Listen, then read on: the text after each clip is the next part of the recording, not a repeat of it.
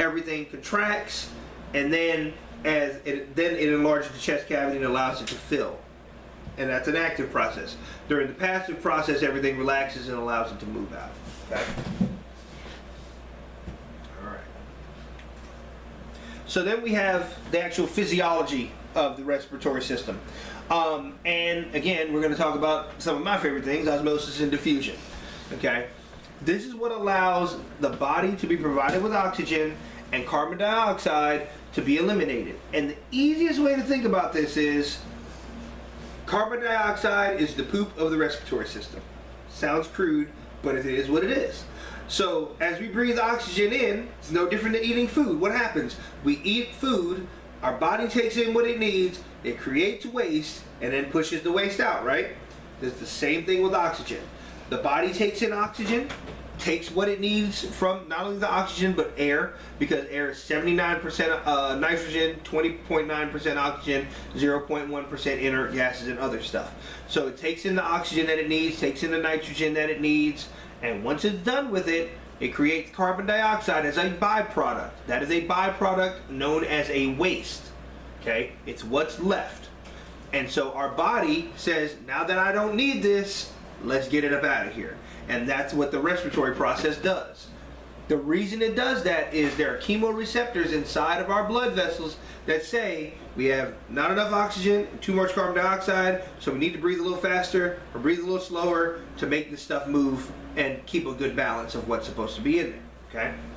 So ventilation and respiration, two separate things that work together to allow for this to happen. Now, respiration is actually what happens all the way down to the level of the cells. This is what happens from the lungs to the cells. Okay? This is the exchange of oxygen and carbon dioxide at the tissue. So there's two different types of respiration. There is respiration inside the lungs, and then there is actually respiration inside the cells, or what I like to refer to as the end user. So just like when you buy something, you know, you buy one of those Microsoft products online and it tells you you have to fill out that end user license agreement. That is what your liver, your lungs, your kidney, your spleen, your heart, your brain, all of those are the end user of your oxygen. They get it from the lungs through the osmotic process and diffusion. It allows it to move from an area of lesser concentration to a greater concentration to lesser concentration. It gets it, it uses it, and then it says, now that I've used it, now we can send the waste out. Okay? But it has to get it in order to send the waste out. Alright? So diffusion is that passive process. Oxygen molecules move from an area of high concentration to low concentration. They get used, CO2 is created, or carbon dioxide is created, and it's passed back out. The brain stem itself controls your breathing. Okay? The spinal cord itself is what controls your breathing.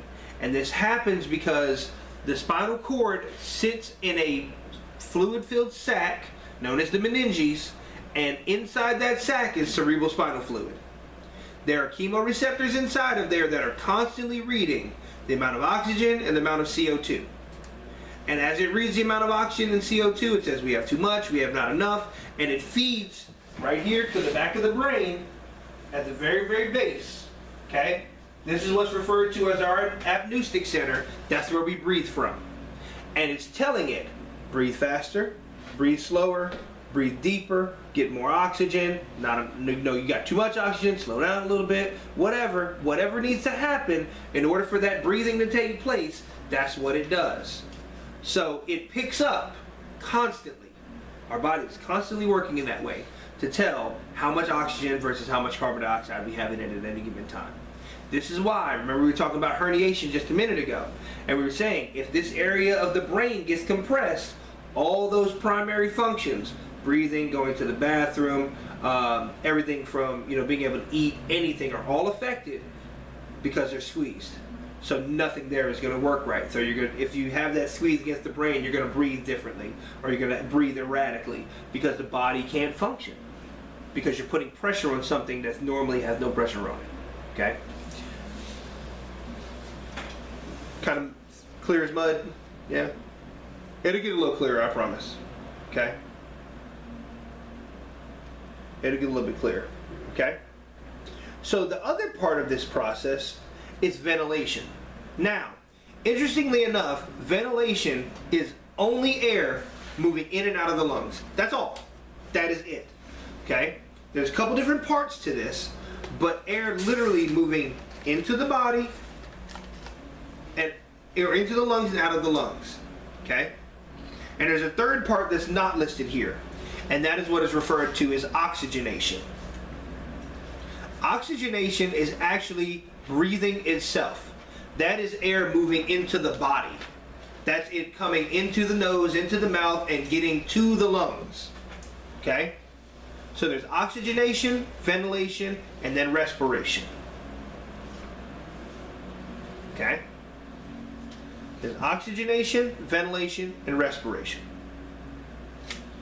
To be ventilated means air is moving in and out of the lungs. To be oxygenated means that air is actually moving in and out of the body. And all three of these have to kind of work in conjunction with one another, because you can get air into the body, but if it's not getting to the tissue, does it matter? It's not doing anything, right?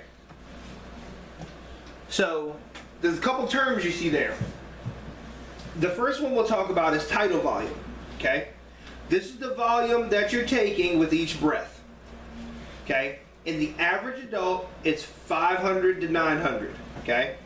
Every book is a little bit different, but the average tidal volume in an adult is anywhere between 500 and 900 as far as tidal volume. Most adults are right around the 700 mark. So that means that's 700 milliliters. So that means with every breath, you're moving approximately 700 milliliters of air in and out of the body. Okay? You have what's referred to as a residual volume. This is what's left after you've breathed out. Okay? Because there is some that's left. Alright? That's your residual volume. Okay? This allows for the lungs to stay open, and I'm going to show y'all a cool little video that's going to explain that a little more here in a minute. Gotta love YouTube, right?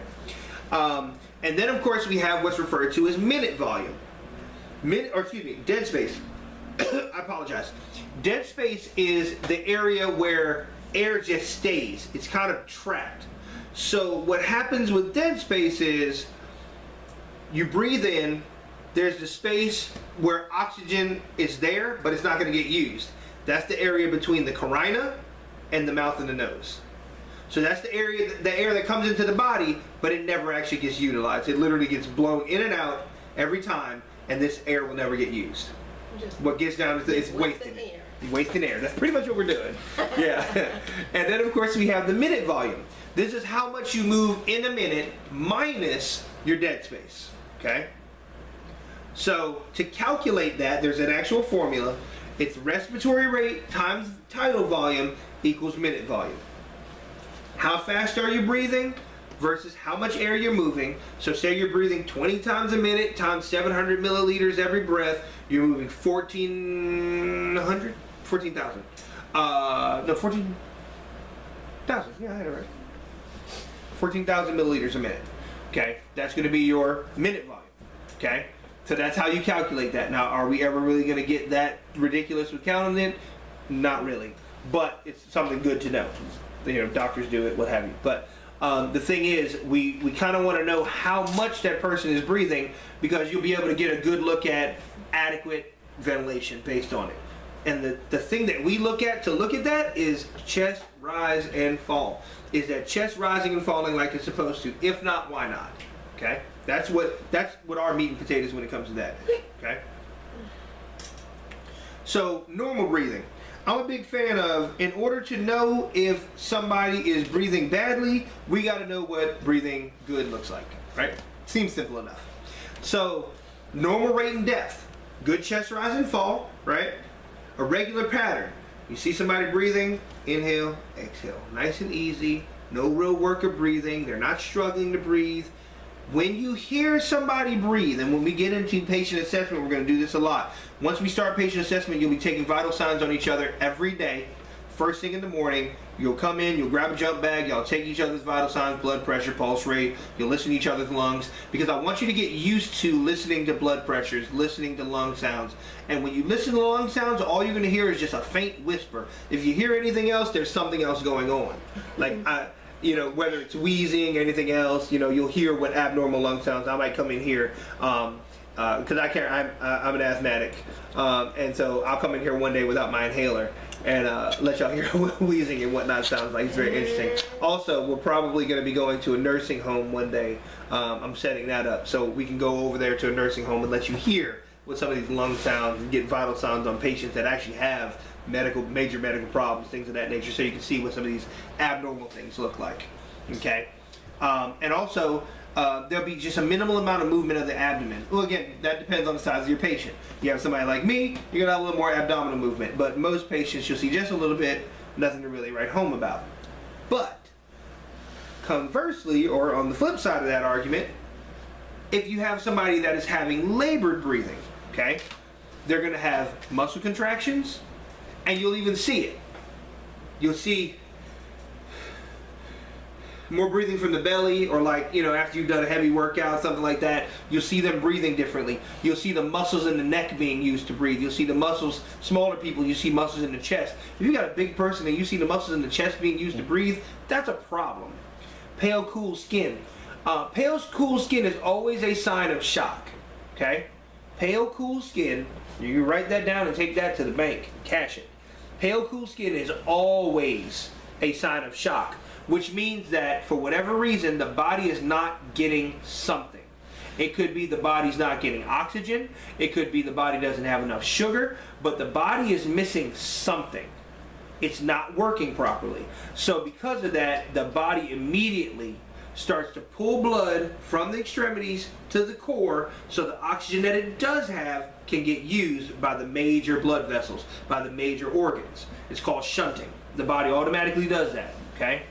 If they're in tripod position, and you'll see that with your COPD patients, you'll see them sitting there breathing, and they're leaning forward. And the reason for that is that way they can get a good chest, get their chest open good. Or you'll see what's called pursed lips, and it's what's referred to as pink puffers. You'll see them just like this. Because what they're trying to do is they're trying to create a negative vacuum, so that way when they breathe out, oxygen still remains inside the lungs. You'll see that a lot of times with your emphysema patients. And again, when we get into respiratory diseases, we'll talk about that. And lastly, it talks there about agonal gasp. And I always like to refer to that because with agonal gasp, one of the things you have to realize is these are the last breaths a person takes, okay? It looks like they're breathing. You'll hear people say that when somebody, you're getting ready to do CPR on somebody. They were just breathing. No. Yes and no. Let me rephrase that. It's not that they weren't breathing, it's that the breaths that they were taking were not adequate to sustain life, because they're really not moving oxygen or anything, okay? It's just the body's last ditch effort. Like I said, when there's any kind of pressure or something going on in that brain, it's that last ditch effort to try to say, hey, we gotta do something. We gotta do something. So that's what the brain does, okay? All right.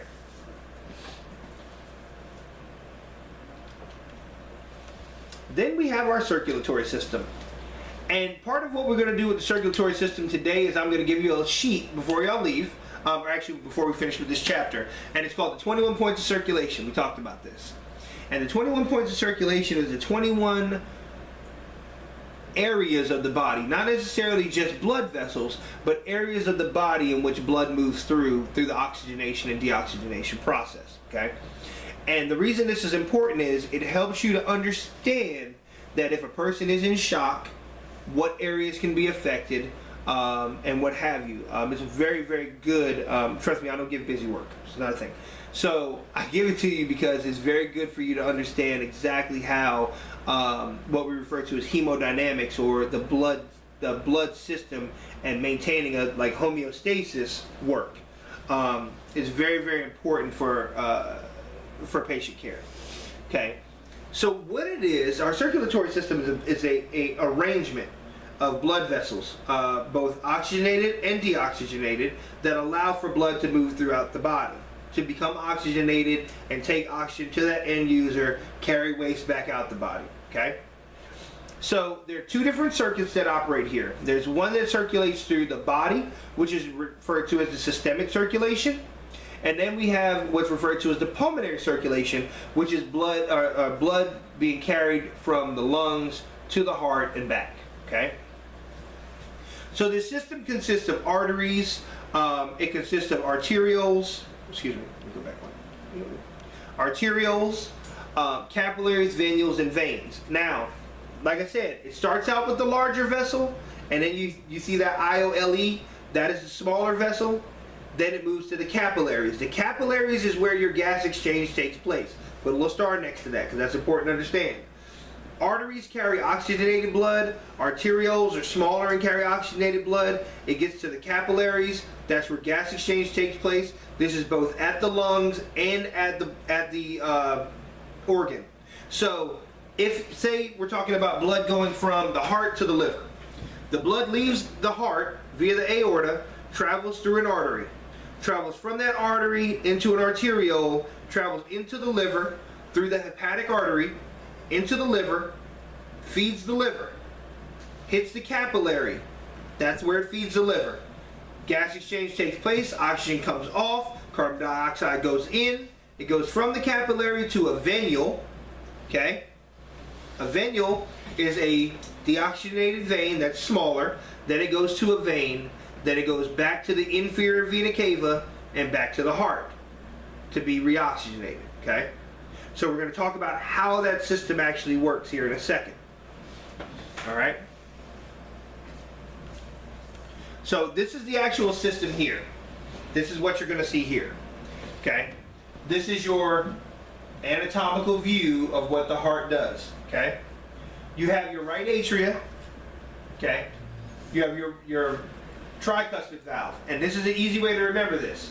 Anything you get, you're going to try before you buy, right? I know when I got my PS4, I walked into the store, played with it a little bit, kind of liked what I saw, then got it. But I didn't sit up there, or my Xbox actually, not the PS4. But when I got my Xbox, went to the store, played for a while, made sure everything was good with it, I liked it, then we got it. But I tried it before I bought it. You go test drive a car, same thing. And you have a tricuspid valve on this side before you get to the right atrium, or the right ventricle. From the right ventricle, it leaves out through the pulmonary artery. Now, the pulmonary artery is the only artery in the body that carries deoxygenated blood. Every other artery in the body carries oxygen, except for the pulmonary artery. It's going to get oxygenated. Okay? So, leaving from the right ventricle, going to the lungs, is your pulmonary artery. Once it gets to the lungs, you see there, the pulmonary capillaries, right over here. Okay? So it goes through that vein, or that artery, into the arteriole, into the capillary, and then you have the pulmonary venules coming out of the lungs into the pulmonary vein. The pulmonary vein, is the only vein in the body that carries oxygenated blood. The only one. Okay? There is no other. It is the pulmonary vein. It carries it into the left atria, and the left side takes blood to the body. The right side of the heart takes blood to the lungs to be oxygenated. You notice the red versus the blue. Okay? Anytime you see blue, that's going to be deoxygenated. Anytime you see red, that's going to be oxygenated. Okay? Just as a rule. Alright? So it goes in through that left atria. The atria is always on top. It's going to go through the bicuspid valve, which is a two-flap valve. Try it. Remember, try it before you buy it. So go through that bicuspid valve into the left ventricle. Now, what do we know about the left ventricle? What's the purpose of the left ventricle? What does it do? Anybody? No? The left ventricle is there to pump blood to the body, okay? The left ventricle's sole purpose, if you look at it, look at how much more muscle mass this ventricle has than this ventricle. It actually has up to three times the muscle mass of the right ventricle. The purpose of that is it has to pump to all of the rest of the body. Okay?